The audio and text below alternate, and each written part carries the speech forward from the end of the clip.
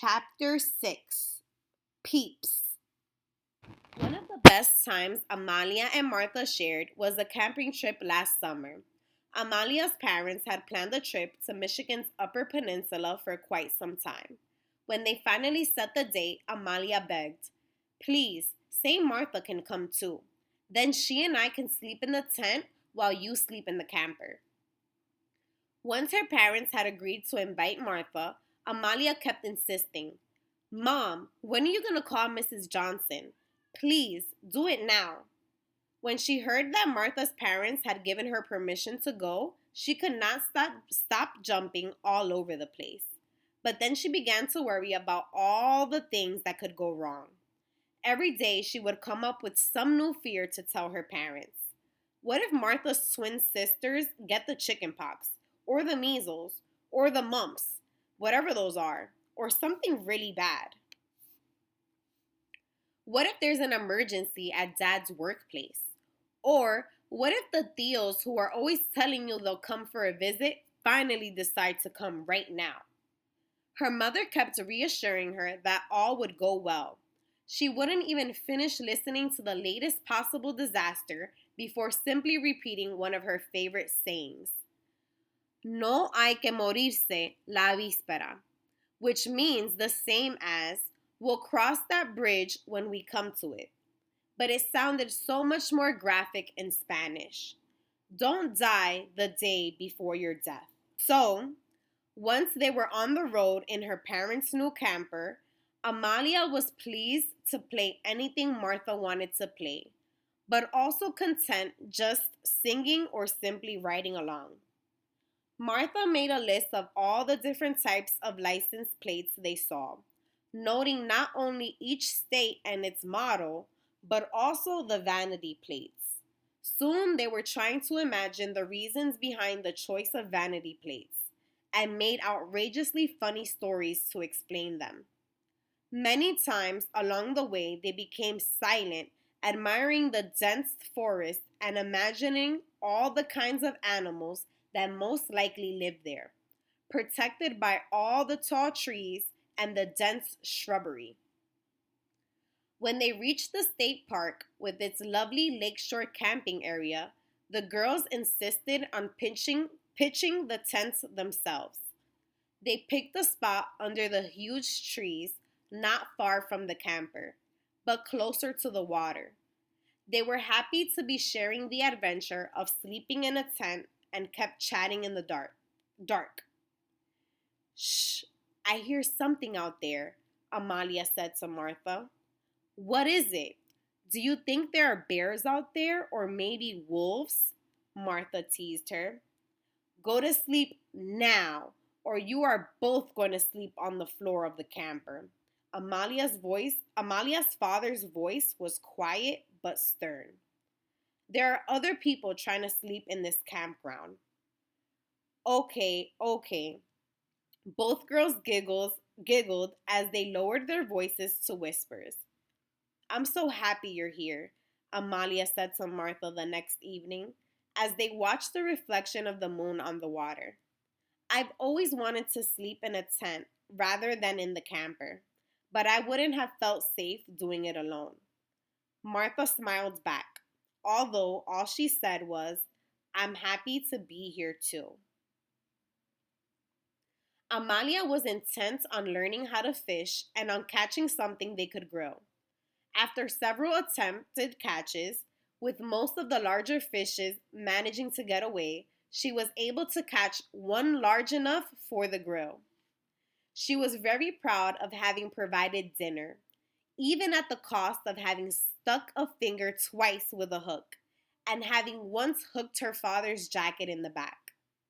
The other nights, they barbecued hamburgers and hot dogs, roasted corn on the cob, and made too many s'mores. Martha was enthusiastic about s'mores, and they finished all the marshmallows the second night. So on the third night, they roasted peeps. "I don't know what I love more, warm chocolate or marshmallows or peeps," Amalia said. "The melted sugar coat reminds me of the caramel on flan." Yes, but the peep's eyes look gross, cried Martha, holding up a stick with a roasted peep. There was no end to how many peeps they could eat or how many songs they could sing. It was the first time they had been together morning, afternoon, evening, and night. After 5 days, Amalia felt as if they were no longer merely friends, but had become sisters. Go tell your mother I need help, Amalia's father told Martha as he was lifting a pot of boiling water from the camp stove. Without even noticing, he was addressing Martha. Do you know where she is? Martha responded, noticing his error but not wanting to correct him.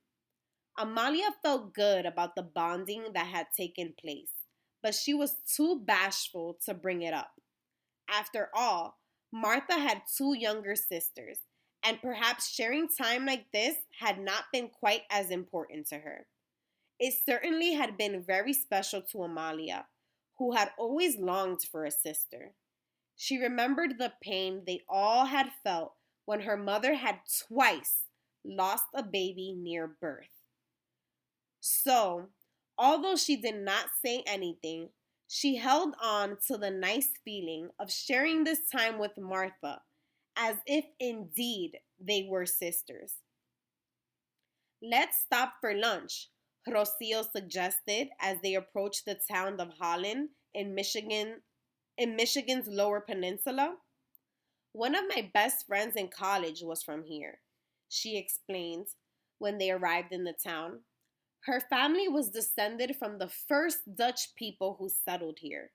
With those blue eyes and your light hair, you could also be a descendant of a family like hers, Martha, Amalia's mother added. Do you know where your ancestors were from?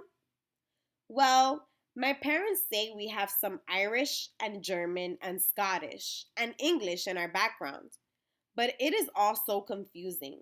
It doesn't really feel like we came from any place in particular, Martha answered. And then, with her usual cheerful tone, she added, maybe someday I'll dig up my ancestry, and it would be a cool project. And a broad smile lit her face. After they had spent some time touring the main street, recreated to provide a Dutch flavor, Amalia and Martha entered a souvenir shop. I'll bet you can't guess what I'm gonna get my mother, Martha challenged Amalia. Hmm. Amalia looked around, trying to remember the things Martha had looked at as they browsed the store. I get 3 questions. Okay, but only yes or no, replied Martha, looking in all directions so as not to give Amalia any clues. If I squeeze it really hard, can it be smaller than a softball? Nope. I guess it's not a scarf then. Martha kept looking all around. Amalia smiled. Are you buying more than 5 of the same thing? She said, knowing that she had guessed right. Martha laughed and grabbed a bag of dozen red tulip bulbs. I could have even told you they would be red, because I know you always get your mother red things. Well, it's her favorite color anyway. Martha reached for a second bag of red bulbs. And you're thinking you want some for your mother too. And you spend forever trying to decide which color to get her. But since I have the red ones, you'll want the same so we can remember this trip.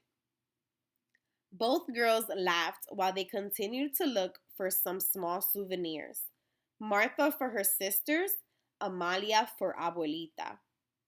For lunch, Rocio encouraged them to order the split pea soup she was having, assuring them it was delicious. It looked too green and weird, with small pieces of ham floating on it, and Martha could not be convinced. Amalia was feeling so happy that it was easy for her to agree with her mother. And when she tasted the soup, she decided that either her mother was right after all, or simply that being happy made anything, even split pea soup, taste good. At the restaurant's gift shop, while the girls looked at the books and postcards that showed the tulip fields in spring, Amalia's mother came to them and said, "Doesn't it seem impossible to have so many flowers in a field?" And then she promised, "We'll make a special trip next spring so you two can see the tulips in full bloom. It will be an amazing sight, something something one never forgets." The girls looked at each other and smiled, knowing that even if they did not come back, they would have at least 2 dozen red tulip blooms to enjoy next spring. How would that ever happen now?